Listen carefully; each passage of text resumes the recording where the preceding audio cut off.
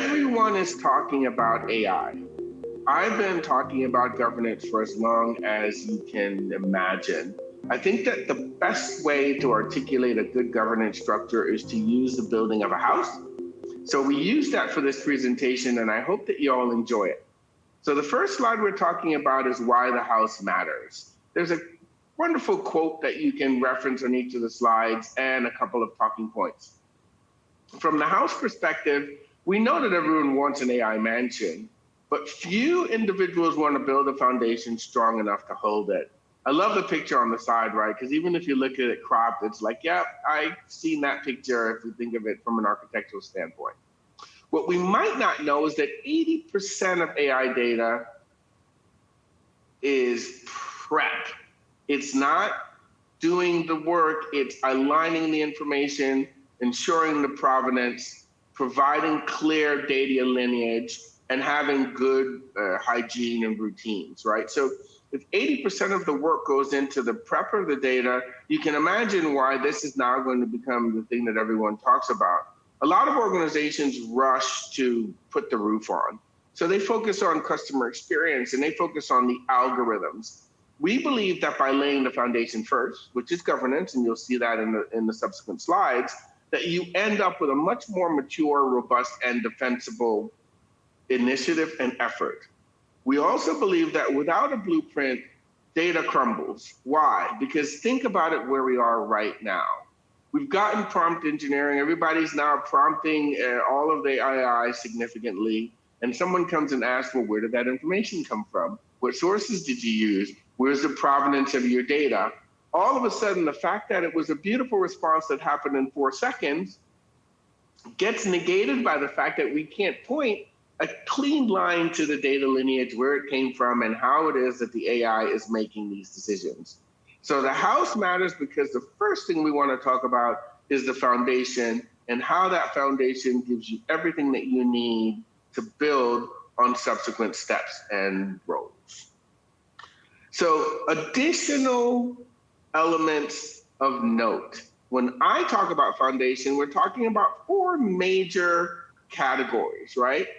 The ownership of the data, standards to manage the data, the metadata that's leveraged, and then the stewardship. How are you maintaining? How are you updating? How are you refreshing? And more importantly, how are you retiring old data that's called rot? So the quote here is literally, it's one of my favorite, right? Governance isn't bureaucracy, as I'm sure that most people can think about it. It's rather the blueprint for how we're going to deploy, defend, and demonstrate capability and construct. So remember, ownership, standards, metadata, and stewardship are those core elements that make up your foundation. And if you go in and ask your AI team now, how do we answer those questions? I'm sure you're going to have a wonderful conversation where some you know all of the answers and others you might not know any at all. As we continue down this journey of building out the house and laying out what easy AI data preparation looks like, we can't help but think, well, what are the other components of the house and how does it help me build and deploy something that's demonstrable and defensible? When we think about each floor, it represents a key step in the making the AI data ready plan. The first step is the foundation, and we talked about that. Reliable materials means you've got provenance, you know where your source material comes from, it's been cleaned and scrubbed, you have approvals, you have all the signatures from a privacy standpoint and the waivers, right? But then we talk about the walls, right, which represent structure and order. How we take data in, how we manage it, how we catalog it, how we label metadata, all presents structural needs and requirements. The next is the plumbing, right? Efficient data flowing from one place to the next is really important.